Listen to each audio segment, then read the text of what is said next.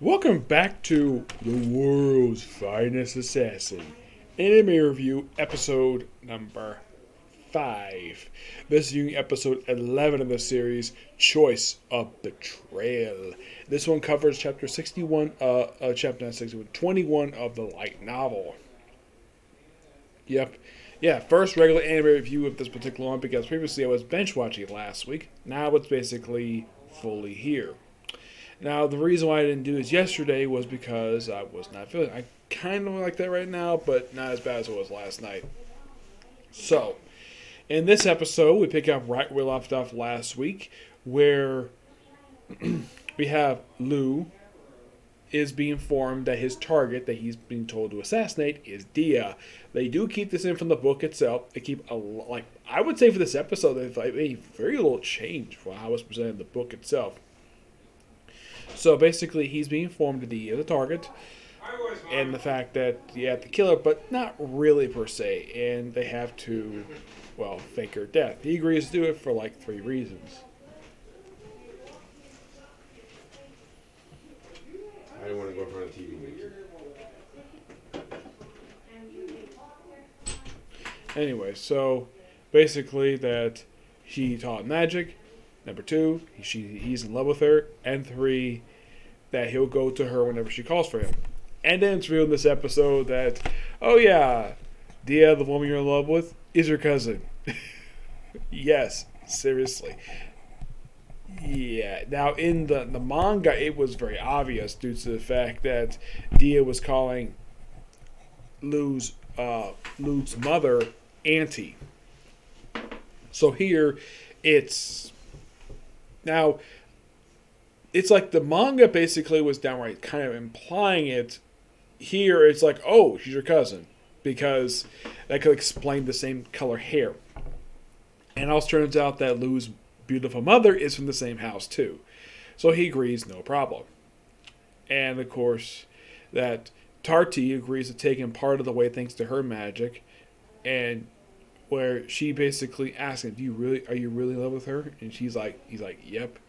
He's like, oh, that's so good. And basically, she basically collapses because she basically used a thing called wing cow to basically run him part of the way. So he get part of the journey done where he has to run pretty much what's explained in the episode 300 kilometers, which is roughly, I'd say about maybe 10 miles, maybe, to go to the Manisa Manor.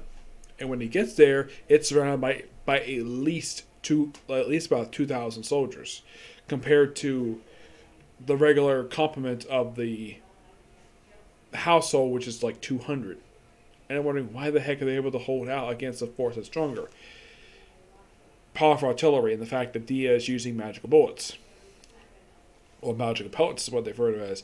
And you have Lou, where he takes out a small chunk of them thanks to his sniper rifle, and then he fires an arrow filled with the Firestone shell, the stones at them. This goes on for a little while, and then eventually, through all the confusion, he's able to slip through the enemy lines, sneak right into the house, thanks to a low route he's able to use thanks to his magic, unlock a particular door, and reunite with Tia. Tia's very happy to see him, and that's pretty much the episode. Yeah, that's pretty much what I described right now. That was literally the chapter itself. I would probably say from my memory reading it, it seemed like, I think they cut maybe a couple lines from the actual episode, but this episode was surprisingly really accurate. It wasn't like any major scenes, or not like major dialogue per se was cut out of this episode, but basically a lot of it was kept in, which was quite nice. Yeah, but not much to say this episode. It's good. Can't wait for next week, which is going to be called, if I can get to it, it's called Battle of the Assassin, which this was going to be interesting because he fights a freaking soldier who basically is a glory hound. Yes, seriously, he fights him very nice. That's what he does pretty much when he's trying to explain to her, leading up to that particular battle, which ends that first book. Now, unknown if in fact that these episodes will pretty much, now when it gets to episode 13, is it going to finish adapting the first book? I'm not really sure. I wouldn't be surprised with book 2. I mean, I read book 2 already, and I'm partway through book 3, which is the aftermath of the events of book number 2, which is, in case you're wondering about book 2, book 2 is where Lou finally meets the person he's supposed to kill, the hero. I'm not going to spoil anything else about it, but that's majorly what happens in book 2. And, of course, you have... by the way, there's a post-credit scene where Maha is at the office, well, naturally you, where basically one of her friends gives her, like a divine treasure, basically a message. And so it's contact, well, the Tarda D, and that's the episode. Yep. No preview for next week, surprising. A lot of the anime I tend to see in the watch and review didn't have preview for the next episode. This one doesn't have it, just basically shows the title of the episode. Okay? So yeah, that's it for Cycle of You. Next one's going to be Shaman King. Okay? Thanks for doing. Bye.